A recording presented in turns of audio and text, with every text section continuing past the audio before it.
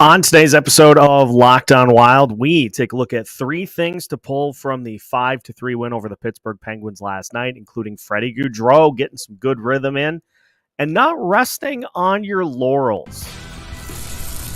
Hey, this is Matt Boldy, and you're listening to Locked On Wild.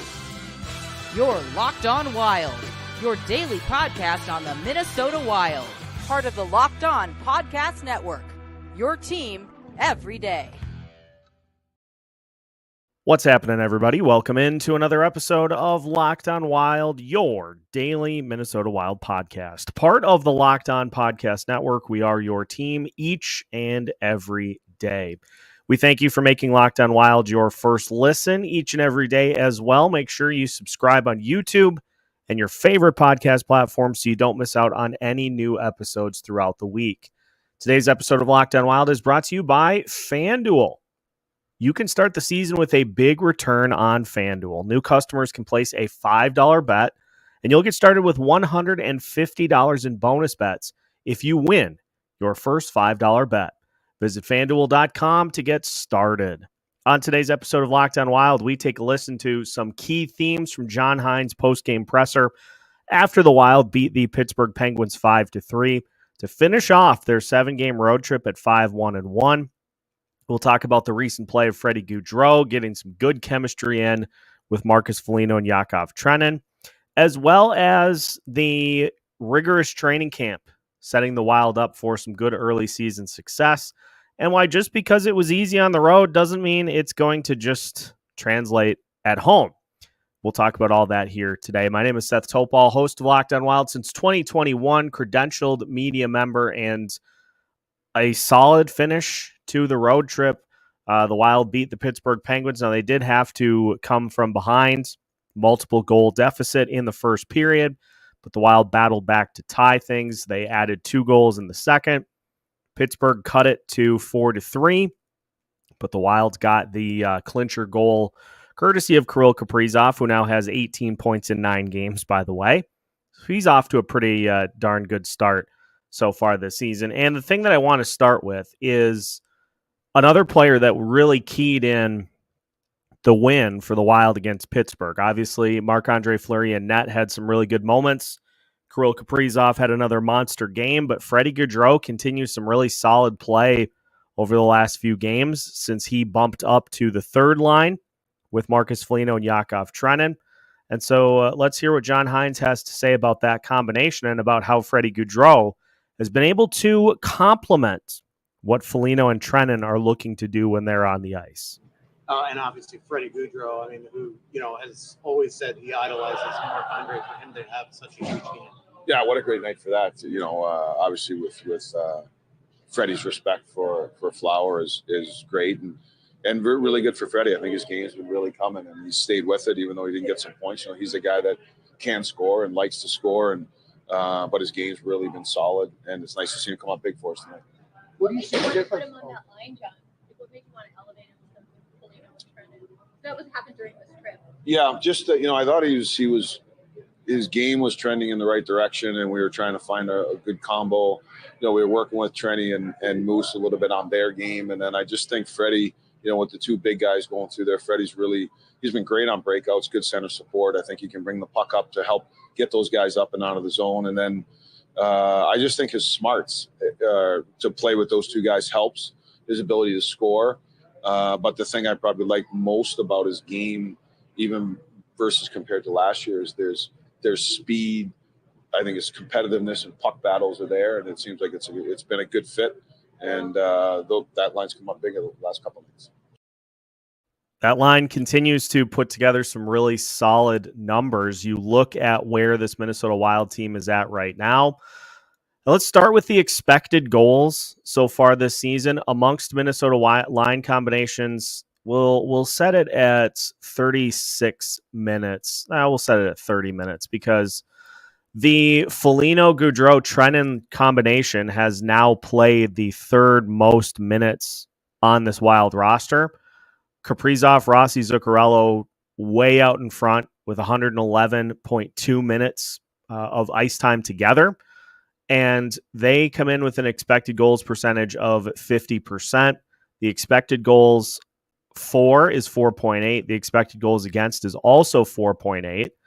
Actual goals scored, that top line has scored 9 and has given up 4 goals through the 9 games that they have played. Marcus Foligno, Freddy Gaudreau, and Yakov Trenin, in the 45 minutes that they've played together, they actually have the highest expected goals percentage at 55%. Their expected goals for 1.1. Their expected goals against 0.9. So expected goals against per 60 minutes is 1.2. That was a combination. That was a spot in the lineup that going into the season, you're hoping to have that physical checking line that can slow down the opponent's top line or whatever matchup they get.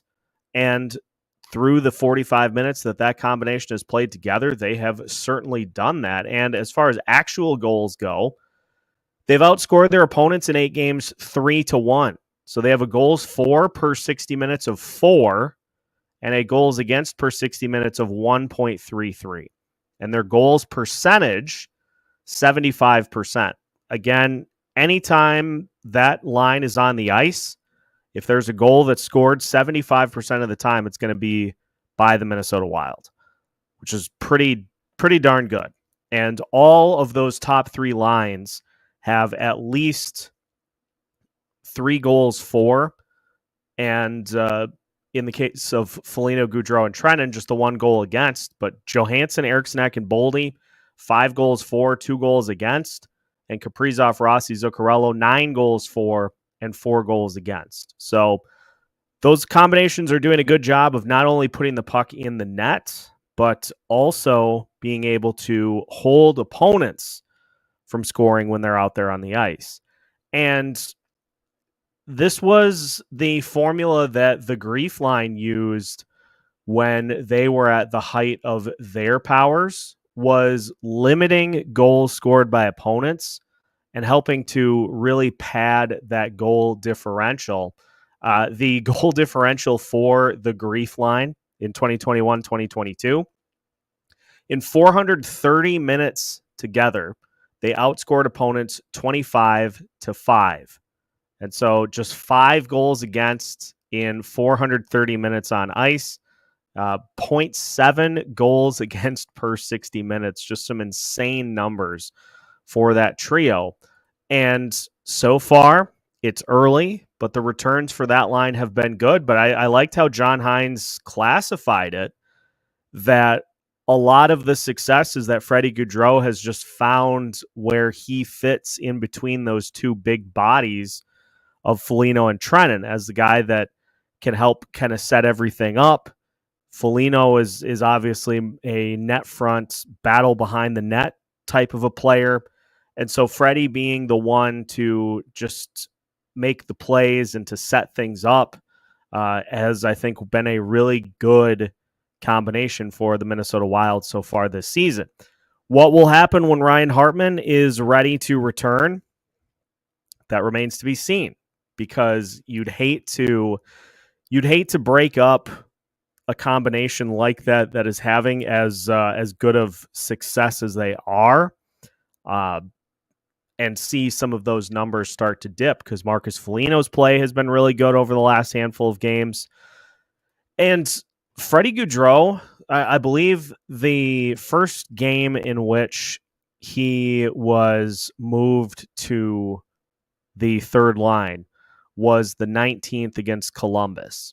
You look at what Gaudreau has done over the course of those 5 games since, he has only been below 50% in the faceoff circle once. That was the first game that he played against Columbus. He was 2 of 9 from the dot there, but you look at what he's done in the 4 games since: 8 of 15 against Florida, 4 of 5 against Tampa Bay, 9 of 16 against Philly, and 5 of 8 against the Pittsburgh Penguins. So he's winning faceoffs.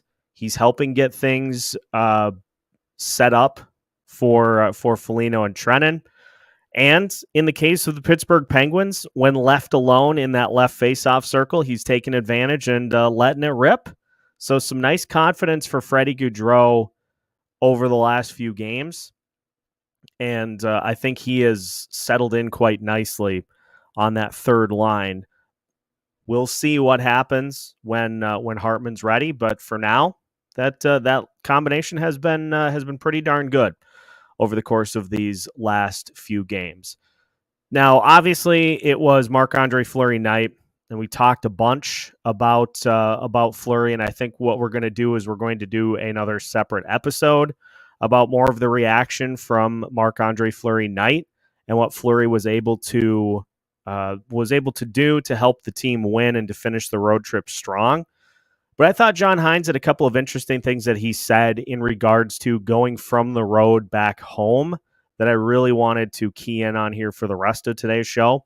So we'll talk about the mentality of being ready to rock, especially on the road, and that just because things are working on the road doesn't mean that they're going to translate when you head back home. So we'll talk about all of that as we continue today's episode of Locked On Wild after this. Today's episode of Locked On Wild is brought to you by PrizePicks. PrizePicks is the best place to get real money sports action. With over 10 million members and billions of dollars in awarded winnings, PrizePicks has made daily fantasy sports accessible to all. You just pick more or less on at least 2 players for a shot to win up to 100 times your cash. Run your game all season long on PrizePicks. Best of all, PrizePicks is the only real money daily fantasy platform with an injury insurance policy so that your lineups stay in play even if one of your players gets injured. If your player leaves in the first half and doesn't return, PrizePicks keeps your lineup live. For instance, my fantasy team last week, Jordan Mason got hurt in the first half. He did not come back into the game. So if he would have been one of your players for PrizePicks, you are covered and you don't have to worry. Download the app today and use code LOCKEDONNHL to get $50 instantly after you play your first $5 lineup. Again, download the app today and use code LOCKEDONNHL to get $50 instantly after you play your first $5 lineup. PrizePicks. Run your game. Welcome back to today's episode of Locked On Wild. Once again, we thank you for making Locked On Wild your first listen each and every day. Make sure to check out the Locked On NHL podcast as well. Some big injury news for a couple of Western Conference heavyweights. So you will want to make sure that you tune in so you get the lowdown on all of the big injuries. Connor McDavid, one of those, but the Colorado Avalanche continue to lose key depth pieces from their lineup. So make sure to check out Locked On NHL for your second listen today so you don't miss out on any breaking NHL news throughout the week. So last night, the Minnesota Wild pick up the win to finish the road trip 5-1-1. And my expectation, and actually this just shows, how good of a trip this was. I would have been pleasantly surprised with 4-3. Like I felt like anything at or above, slightly above 500 for the Wild was going to be a huge bonus. And you go and you get 11 out of a possible 13 points. 11 out of a possible 14, excuse me. There's really no other way to slice it than it was just a really, really good trip early on in the season for the Wild. Now, did the last 2 games have a few warts? Absolutely. And I think that is part of what makes what John Hynes says here so refreshing is you can't just assume, well, we're playing so well on the road, this is how it's going to be every single game. You got to be ready to rock. You got to be locked in mentality-wise, and that is another reason we circle back to how important it was for this team to really set the tone in training camp for what is always a long, grueling season. The Wild were not ready for it last year, and I think kind of just assumed that things were going to go their way, no matter how they showed up on the ice. John Hynes has quickly squelched that this year, that if you're not locked in and ready to go, you're going to have a bad time. And so here's what John Hynes had to say about just being dialed in, being ready to rock, and having a good mindset and mentality heading into games. So, on October 13th, we get to Winnipeg. You got no Eck, no Spurgeon. You're gassed from the night before. For you to go 5-1-1 on this trip, I mean, how just are you even shocked at the way that this thing came together so quickly here? No, not necessarily. I think, lots of times I think you have a feel. I mean, you can't predict you were going to go 5-1-1, but as I said, I think that there's a lot to be said about the importance of training camp, the mindset, the feel of it, the motivation of the players, pushing them, then coming into the season and seeing how the team has played, the mindset things that we've talked about. They've been very consistent. So I think that's one of the things when you go into Winnipeg and you play with that type of a game and you have a couple injuries, is that was an opportunity for us to be able to rise to the occasion. And we all said coming in, this was going to be a big road trip for us, and the guys really buckled in, played the right way, and found ways to win games. Adversity. I completely forgot as well about the fact that Joel Eriksson Ek didn't start the road trip with the team because of the broken nose and the flying issues and all of that. But the second period was, I think, the key in last night's game, at least for me. Pittsburgh started to make a little bit of a push, started to kind of get their feet back under them after a first period in which, despite getting pretty thoroughly dominated, they come away with a couple of goals. And the next thing you know, it's 2-0, and you're like, this seems like games of previous Wild seasons where they just handle play, can't crack the goalie, and all of a sudden you're down 2-0 and you end up losing the game and kind of scratching your head. Wild got the 2 equalizer goals in the first period. And what is so critical, I think, for road teams, because the Pittsburgh Penguins, you knew they were going to come out with a better push in the second after letting a lead slip away, after not really handling the action much at all in the first period. You knew they were going to come out and try to really take the game into their control. They did that for portions of the period, but who was the only team that scored the goals in the second period? That was your Minnesota Wild. They scored 2 goals to give themselves a 4-2 lead after 2 periods and allow themselves a little cushion for a potential comeback by the Pittsburgh Penguins, who did get a goal in the third to make it 4-3, but the Wilds did what they needed to do defensively to stop the Penguins. And that goal in the third, that came 3:36 in. See, you think about it, you are hanging on to a 1-goal lead for about the next 16 minutes of game time.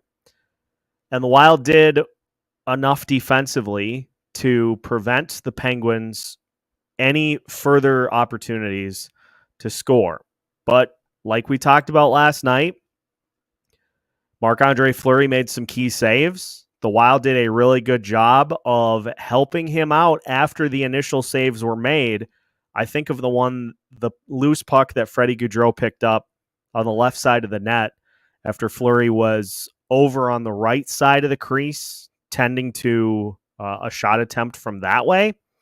Freddy Gaudreau was able to step up and grab the puck that was just kind of in no man's land. And if that puck is picked up by the Penguins, that's probably a real easy shot opportunity and potentially a scoring chance.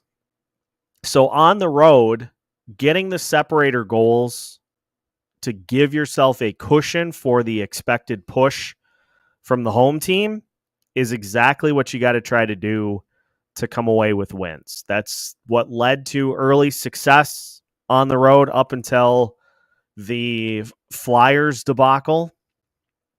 And that's what's allowed the Wild to be able to finish with a win and to head home feeling pretty good about where things are at this point in the season. But we'll talk to finish the show about why just because you're having good success on the road doesn't mean that all of that is going to translate when you get back home. And John Hynes had some interesting things to say about that as well. So we'll talk about translating the road game to home as we finish today's episode of Locked On Wild after this. Today's episode of Locked On Wild is brought to you by FanDuel. Get ready to tackle the NFL action with FanDuel, America's #1 sportsbook, because right now new customers can bet $5 and get $150 in bonus bets if your $5 bet wins. The FanDuel Sportsbook app gives you everything you need to place live bets on the NFL all in one place.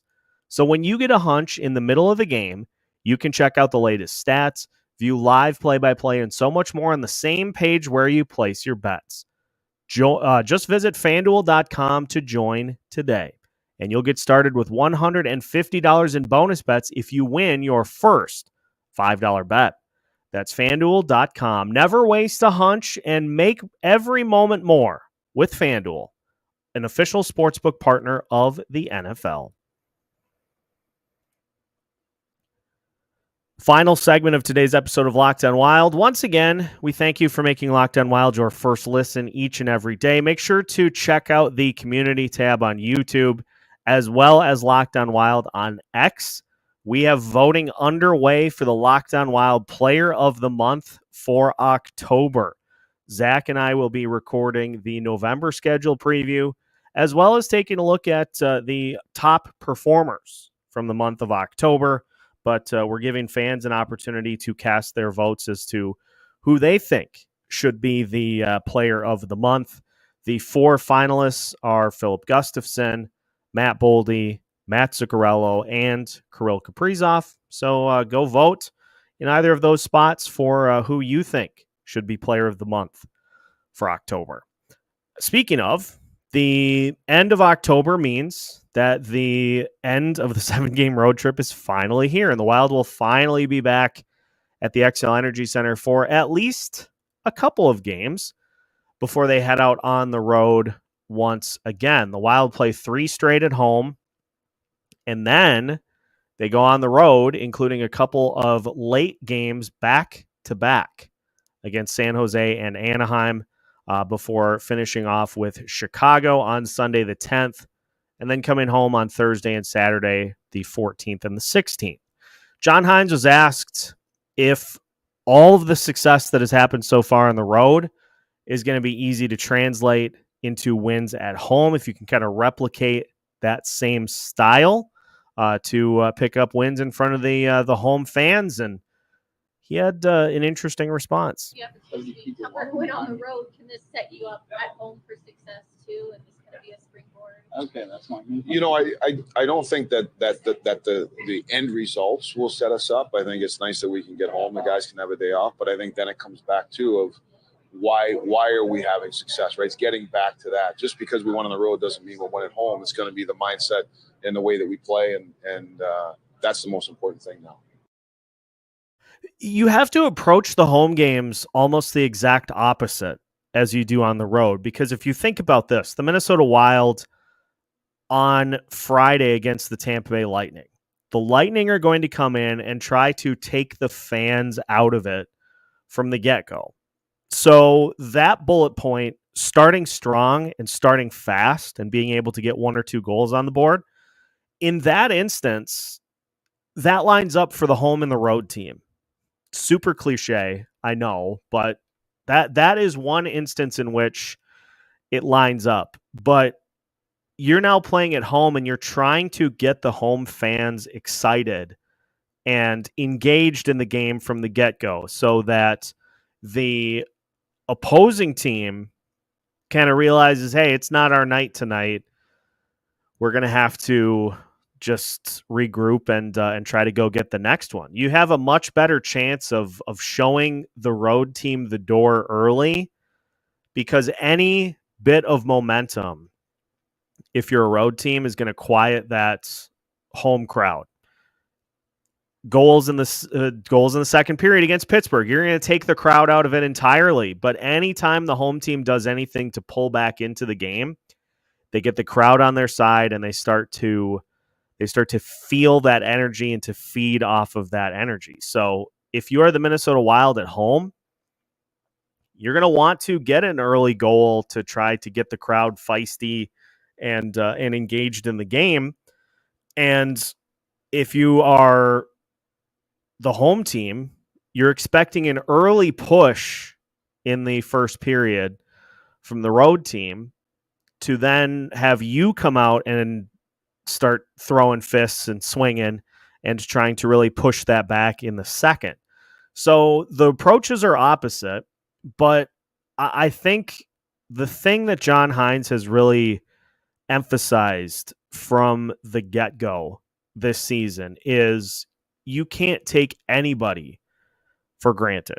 You can't overlook any opponent at any point in the season, whether it be the Philadelphia Flyers, whether it be the defending Stanley Cup champions, whether it be the Columbus Blue Jackets. If you are off, if your performance is flat, if you turn the puck over a ton, you give the other team opportunities to stick in the game and to just have something weird happen that goes their way that you can't overcome. And if you're the road team, as the Wild were 7 straight games, you want to hear the boos from the home team for the performance that their team is putting out there on the ice. You want to go into Florida and just take the game into your hands completely. But the Wild are not going to be looking to do that at home. They're going to be having to try to stop that, get the crowd on their side. And so I like that Hines mentioned that it's a different approach, home versus road, but that this long road trip, I think, helped get some confidence set in. But the work's not done. The job isn't done because you don't get a medal for being above 500 9 games into the season. You don't get any sort of you don't hang a banner for being 6-3 9 games in. Nobody remembers that sort of a thing, other than if it's me doing a show taking a look at how the team did last year through the first 9 games. That's the only time it's ever discussed. The work keeps going.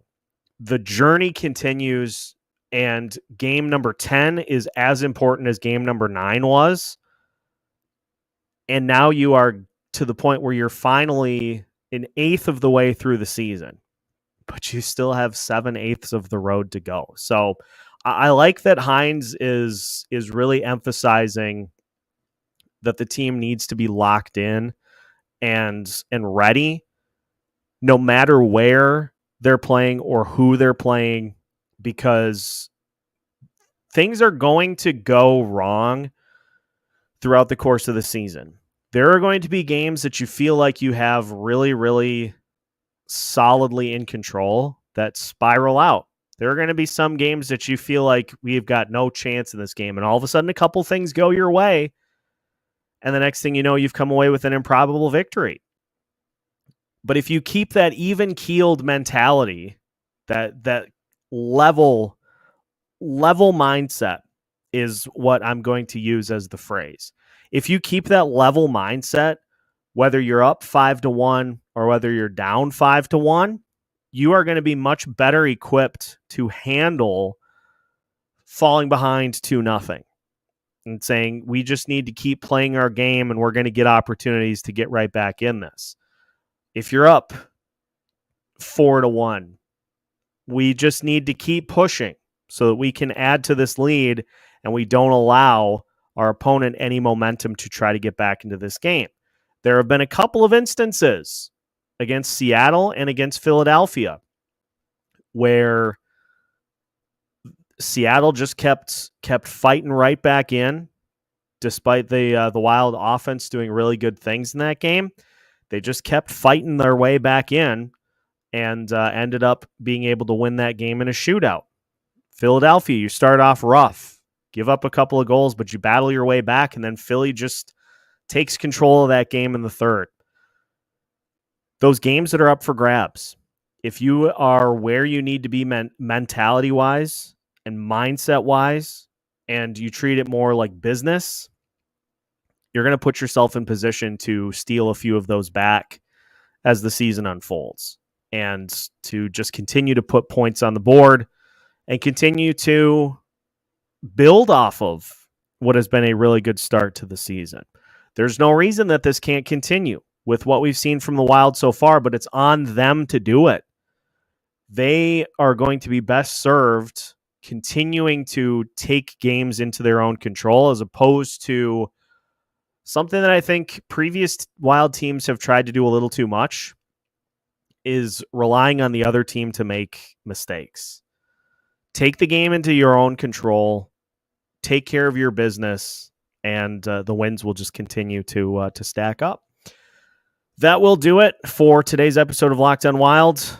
Once again, we thank you for making Locked On Wild your first listen each and every day. We will have episodes coming for you here the rest of the week as we continue to break down the start and gear you up for a busy weekend with a couple of key home games, Tampa Bay Lightning on Friday and the Toronto Maple Leafs on Sunday. Tough tests for the Wild, but they are certainly up for it, I think.